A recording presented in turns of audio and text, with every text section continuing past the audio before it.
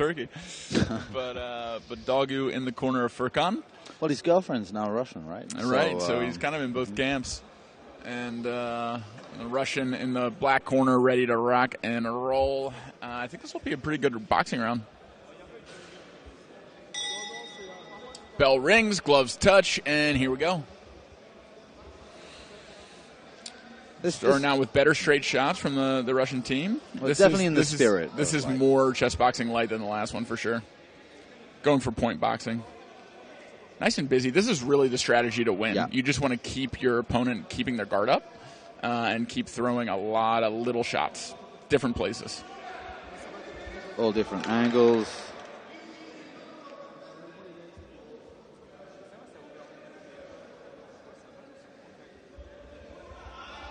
Ooh, little sidestep. Playing a little bit, having some fun with it. Having some feints.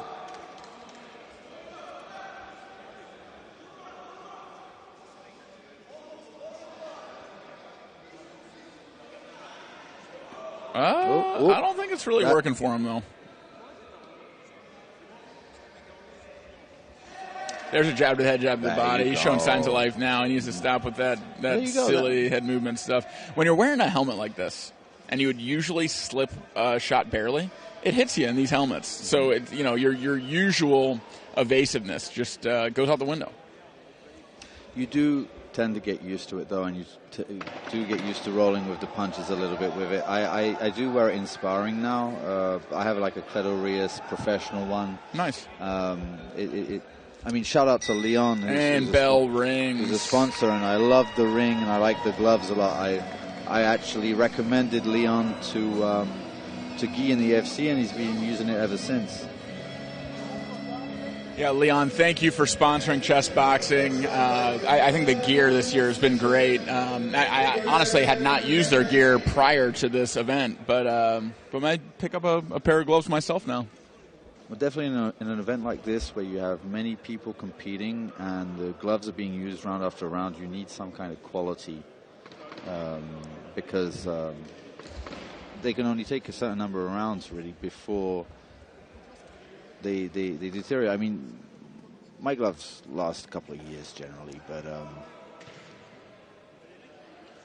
but yeah, I still would want something relatively new if you're going to compete and if it's going to be official. Yeah, and good quality. All right, sitting down to the board is the Turk and the Russian. Turkey with the white pieces, Russia with the black. 4.5 minutes on the clock, and about to start a 4-minute chess round. There's the bell. Mikhail seems to be have played in every single category that he can. Either that or he has a twin brother. We have the advanced French. But that bishop's sure. Outside of the okay, so this. Okay, so what is this? It was D5. It's a French structure, right? Yeah. But that knight on A3, I remember Furkan playing the knight on A3 in a different structure. It didn't work out for him. But yeah, but it was still kind of fine at the moment he did it. Here, it really doesn't make all that much sense. Well, it's kind of good that it got traded off. In a sense, yes, because the dark square bishop and all that, the structure is a little bit, I don't know. I think they might be playing a little too fast to make these type of decisions. Yeah. Well, Furkan with the potential of the bishop pair.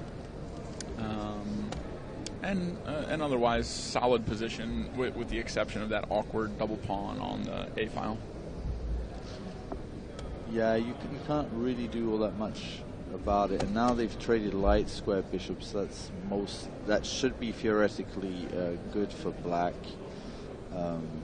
but they were cancelling themselves out anyway. So here you can take space with a move like G4. Sometimes it does happen. Nevertheless, there will be knight H4 as a follow-up. Bishop G3. This is a bit of a strange one, that bishop on G3, because it's a little too bad to want to take it. I think I would just keep that knight on F5, even if that one it's hitting against solid rock on D4. And so knight A5 is smart, because now C5 is going to be able to come and pressure the pawn on D4. the mistake then would be to push c4 again, like Sergei did in the last game, and there's no more pressure to be seen. See, from h4, it's also pressuring d4. The basic concept of coordination, if there's one definition out of many, is that pieces aim at the same place. Right. So if everything's aiming at d4, like the pawn, the knight goes back to c6, the queen on h4, somehow you're finding harmony. I would change that too, yeah. And we're talking about d4, the pawn that's protected by c3? Yeah, exactly. But once c5 comes, it gets a little tender. Okay. Because you have what we call, what do we call it? Swing, swing. I almost strained my brain that. Ouch. Say my name, man. Ouch caliber. Chess caliber. And there's the bell. Righting the wrong of those A pawns right before the end of the round. Maybe a slight advantage to black. But not clear. No one's in like imminent danger. No. And the time is about even, yeah? The term I was looking for was favorable tension. That's why I didn't find it, because it's a little bit of a complex term. Favorable tension. And it basically means that you can always take when you want.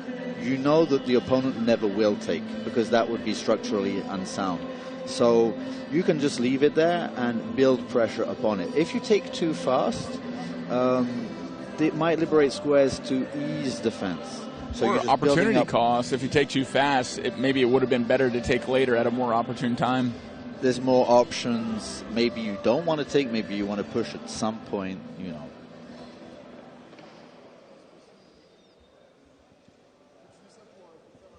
All right, readying up for another 90-second boxing round is the Russian and the Turk.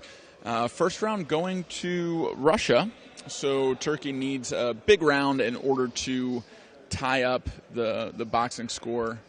Let's see what ensues. There's the bell, touch of gloves, and off we go. Nice quick jack from Furkan. Mikhail responding with his own. They've upped the pace a little now, huh?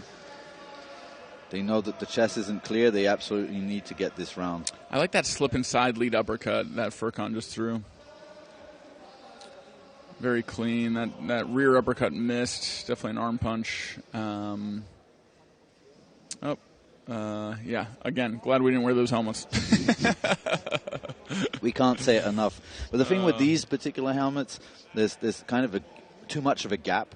And so to judge the distance is insane, right? You jab to the head, jab to the body lands. But yeah, it is tough to see out of him. Another jab to the head, jab to the body. Finding a lot of success with that for Furkan. Another slip inside with a lead uppercut. Faking to the body, coming up to the head. Looking like he's running a route in American football with that little stutter step and uppercut. I think he's trying to look like our Gambian fighter, Mari, who was doing a little footwork earlier in the ring. Yeah, but you can't imitate that level. That is something else. That is natural athleticism at its finest. That's for me, that was the highest level I've seen in front of me. Maybe on television, I'm sure there are others, but that was just beautiful to watch. It was. He's going to be fun to watch. He needs a lot of work in chess if he's needs into chess boxing. A lot boxing. of work. But he said it doesn't matter what combat sport it is. He wants to do it. He wants to try it. When I talked to him earlier, so he's been a boxer for a while. He'll try kicks. He'll try chess. He'll try whatever. And there's the bell. Who's your pick for this one? No. It's really a coin toss. He's probably going to be Russia again. Yeah, I mean, Turkey did better, for sure. But I do think Russia did more in that round, and we'll go up 2 rounds to none. This boxing round is everyone because it is a draw by split decision. Okay, but that means that Russia still wins it. So. Score to 1.5 for Mikhail Grigorev and 0.5 for Aydogdu. But like you said, coin flip. I mean, it is very even. Yeah. Very difficult round. to judge on, one round when that one round counts, Agreed. And out they come back to the chessboard in an also unclear position. So something notable here is because Russia won one of the rounds and the second was a draw, it's like Russia won both of the rounds because the boxing's done. This will come down to the chessboard. And if time runs out, if there's a draw, Russia will win because of boxing. And if Turkey wins, it'll go to sudden death.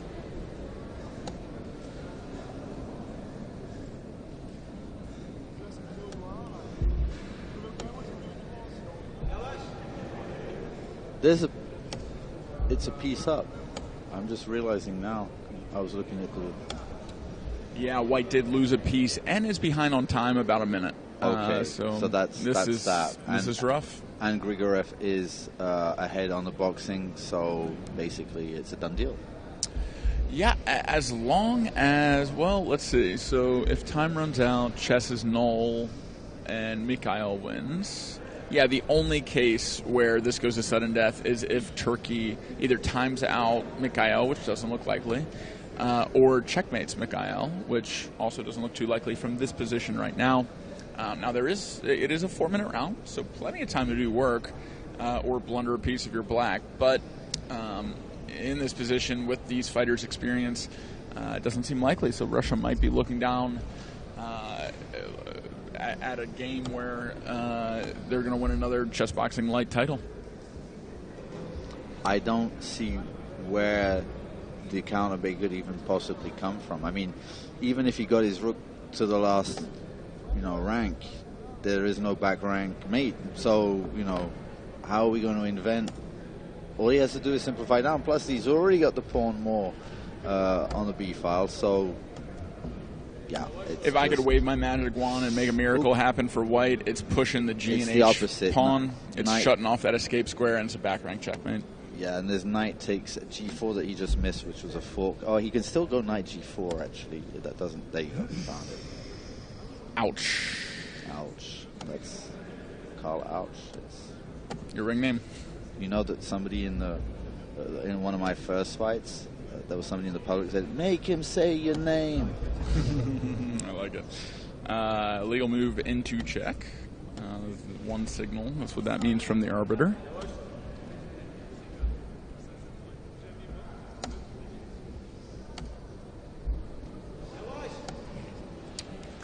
And, yeah, all but done. Up a rook, pawns falling. It's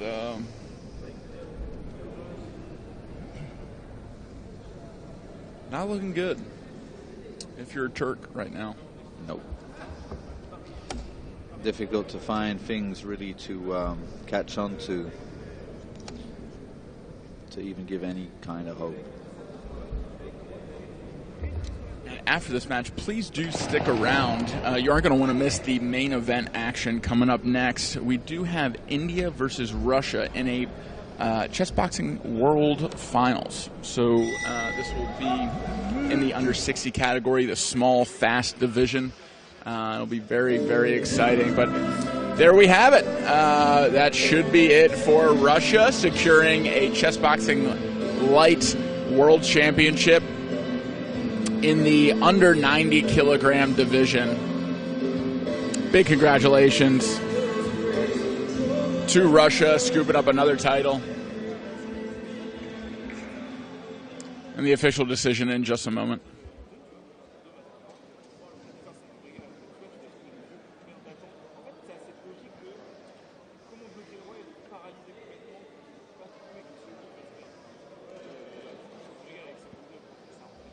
Referee notifying the ring announcer of what to say. Mikhail obviously very happy. There's a little deliberation happening. I could go clear this up if need be. What is there to clear up? I'm not exactly even... I think they're a little confused with the draw in boxing with the last round. It's not an overall draw in boxing. It's just a draw round, which makes it 1.5 to 0. Oh, and they got confused. They believed that it was a draw. That Wait, are they suiting up again? What's happening? Oh, okay. Ooh, what? Volfangu, can you explain what's happening? Because in my score, Russia won one of the boxing rounds and then drew the second. So in Chessboxing Light, Chessboxing Light in theory is out of 6 rounds, but here they asked us to do a shortened version, so we changed some rules. Like usually the chess round is 4 minutes, here we do 3. The boxing round here we're doing 1.5 minutes instead of 2. And you need practically to win two boxing rounds. So one was drawn, so you haven't shown complete superiority in boxing. So I see. Okay, so it could still be drawn and come down to the chess if Turkey wins. Understood. I'll relay that. Thank you. Okay, so typically a Chessboxing Light match is 6 rounds. That's 3 on the board, 3 in the ring, starting in the ring. And because the second fight was a draw, or the second boxing round was a draw, it stands at 1.5 to 0.5, which means that boxing superiority hasn't been proven with a majority of boxing rounds yet. That needs to be over 1.5, meaning at least 2 rounds. So if these two draw again, boom, Russia wins. If Russia wins, it's done. Russia wins. But if Turkey wins, then it's 1.5 to 1.5 in the boxing, and it goes back to the chess to be decided on the chessboard. No. So, yes, we are learning as we go with this new format, but it is exciting. It's fun to watch, especially when it gets to sudden death. We were spoiled with a couple sudden deaths last night.